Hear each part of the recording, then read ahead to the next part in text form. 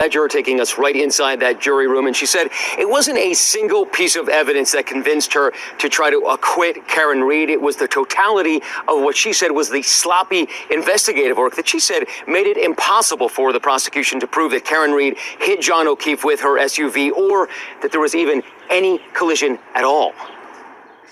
This morning, after that verdict heard around the country, defendant not guilty or guilty. A juror explaining why she voted to acquit Karen Read of that second-degree murder charge for allegedly ramming her SUV into John O'Keefe during a blizzard in 2022. A collision did not occur. I can't assess the motive to this sloppy police investigation. And the toughest moment for her, hearing the derogatory text messages about Read sent by lead homicide investigator Michael Proctor just hours after he got the case. It was incredibly hard to hear that language. It was upsetting.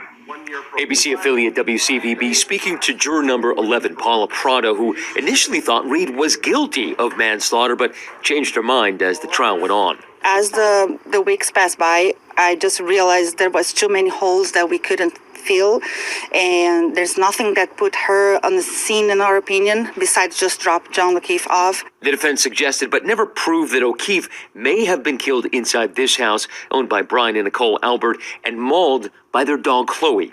The Alberts say they only found out about John's death when Jen McCabe, who is Nicole's sister, barged into their bedroom.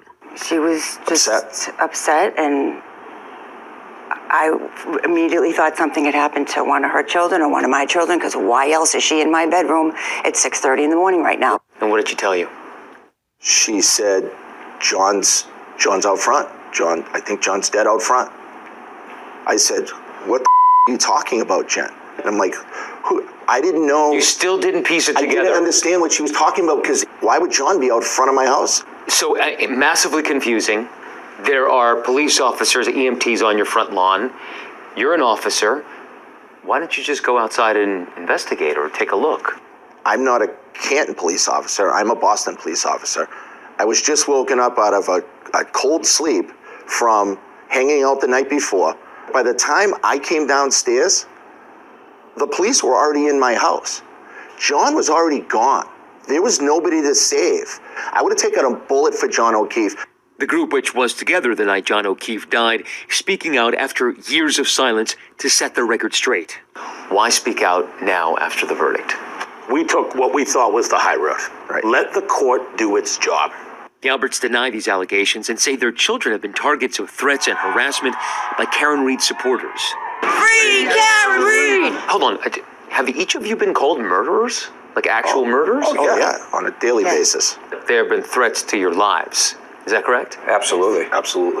Whether it's phone calls, text messages, emails, crazy Unabomber type letters to people's houses. Brian believes the targeting of witnesses in this case sets a dangerous precedent. And what's the blueprint? The blueprint is pick out witnesses, destroy their reputations, attack them, malign them, torture their kids, torture anybody that ever knew them, make them not testify. And while doing so, taint the jury pool. Nicole, you've been very quiet throughout the interview. Yeah, I'm just very sad. What has happened to all of us? It's just heartbreaking.